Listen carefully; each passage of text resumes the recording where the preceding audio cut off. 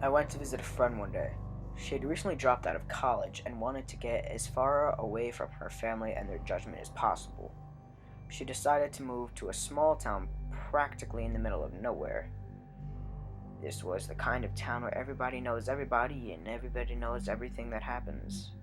It had kind of an eerie feel to it, but from what I have gathered through travels, most small towns feel that way. I arrived to her house after 13 hours of nonstop travel. Driving into the town was odd. The sign said welcome, but I didn't feel as though I was. As I passed the sign, I felt a chill run down my spine. Strange. I pulled up to this address my friend had given me, slightly confused as how to warn down the house looked since she had told me she fixed it up. It was just past 7 p.m. and it was dark outside. No lights were on the inside in the house. I pulled the keys out of the ignition and started towards the front door.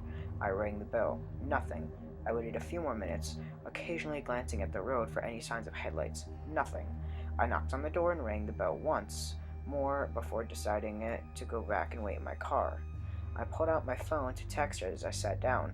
She responded telling me that she was really sorry and that she had stepped out to go to the store but would be back shortly, and that the door was unlocked if I wanted to go in. When I opened the door, a strong, musty scent washed over me. Switching on the lights, the dusty interior of the home was revealed. It didn't seem like anyone had tidied up in quite a while, but being a bit of a neat freak, I looked around for something to clean with.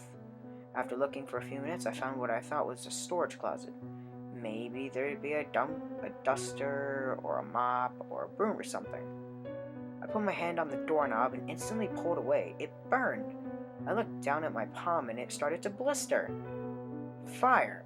Panicking, I looked around for an oven mitt or a dish towel so I can open it, and a fire hydrant to put out the fire when I got to it.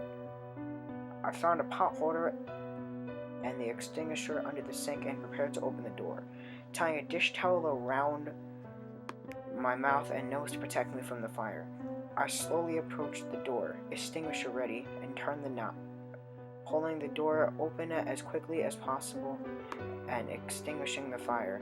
I stood in the doorway waiting for the smoke to clear. When it did, I was horrified.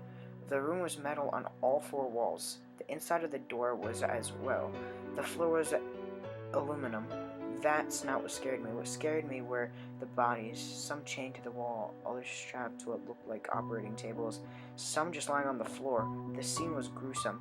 Charred bodies, some of them had identifiable features. The fire must have been started recently. All these people were gagged in one way or another. Some of them with rags, ball gags, bits, socks, a few of them naked, some clothed in latex, a few of them cut open, some seemed as they were still alive. They were. I made eye contact with one of the bodies on the floor. Tears were streaming out of their eyes, their mouths still blocked by a rag. I stood there shaking. I tried to speak, but nothing came out. I tried again. I'm gonna call, call for help, I choked out. They blinked at me and nodded, their face contorting in pain. I pulled my phone out and dialed 911 after the call ended. My friend sent me a text. It read, "I'm home, where are you?" I looked at my phone in shock and slowly walked to look out the front window. Nothing. I sent her a text. "What do you mean? I'm in your house, 47 Walnut Road." She called me. "I live at 47 Walnut Lane, you dummy," she chuckled. I didn't respond. "Luna, are you okay?"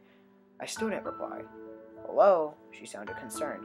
I took a shaky, deep breath and looked down at my burnt hand as I saw the red and blue lights flashing. "I'm gonna have to call you back," I choked. "I don't feel so good." "What do you—" I hung up the phone and crumpled to the floor, finally letting out a sob. The police barged in the door.